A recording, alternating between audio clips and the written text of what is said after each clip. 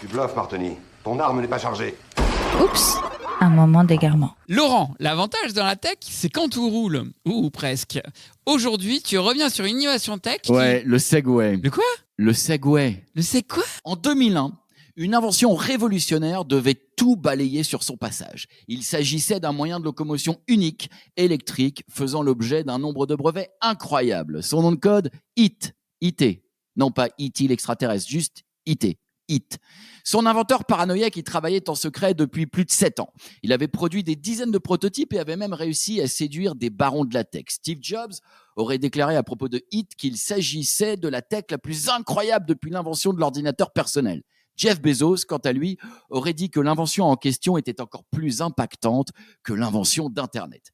Et pourtant, le 3 décembre 2001, lorsque IT est dévoilé en exclusivité dans Good Morning America devant 4 millions de téléspectateurs, la présentatrice de l'émission peut difficilement masquer sa surprise. J'ai envie de dire, c'est ça? Non. Ça peut pas être ça. Dit Diane Sawyer, qui n'est pas la mère de Tom. Dean Kamen, qui lui n'est pas le père de Nick, vient de dévoiler le Segway pété. Et force est de constater que l'effet est tout pété, justement. Ça tombe bien. C'est quoi le Segway pété? C'est le premier transporteur auto-équilibré d'humains au monde. C'est comme ça que Kamen le présente. Eh ben, c'est pas super vendeur. Et pourtant, Nick a presque inventé la trottinette électrique. Sauf qu'à l'époque, le monde n'est pas prêt. On le sait, l'innovation, c'est aussi une question de timing.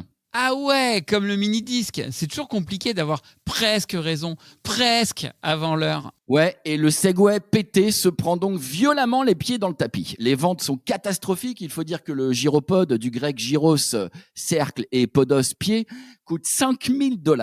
Et ça fait un peu cher pour manger du béton. Ah oui, je t'ai pas encore dit, le Segway a un inconvénient majeur. Il est super casse-gueule.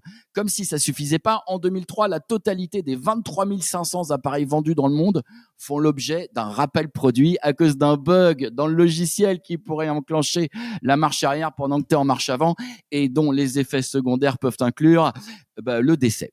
Au rang des accidentés du Segway, un président américain, ok, George Bush était accidenté au départ, mais c'est pas une raison, une animatrice américaine de télévision, le coureur le plus rapide au monde qui se fait démonter par un caméraman en Segway, et enfin, comme pour enfoncer le clou dans le cercueil, l'inventeur du Segway se suicide en Segway, en se jetant du haut d'une falaise avec son gyropode. Ah oui, c'est vrai, je me rappelle vaguement avoir entendu cette histoire. Mais toi, Laurent Sherlock, tu as sûrement investigué le sujet et trouvé le vrai coupable, non?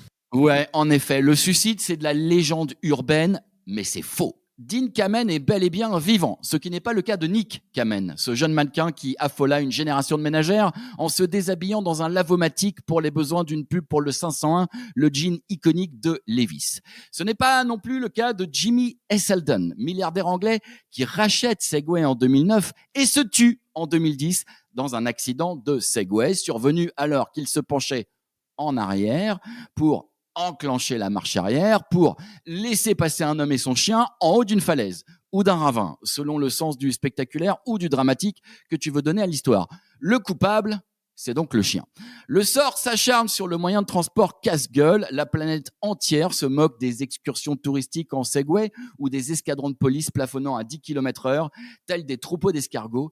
Et l'objet disparaît définitivement des radars en 2020, année qui voit la fermeture définitive de l'usine originelle. La marque est revendue en 2015 au chinois Ninebot, qui commercialise des trottinettes électriques sous le nom Segway.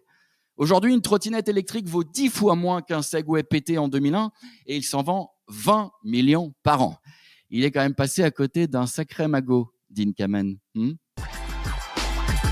French Tech, esprit critique pour tech éthique. Sacré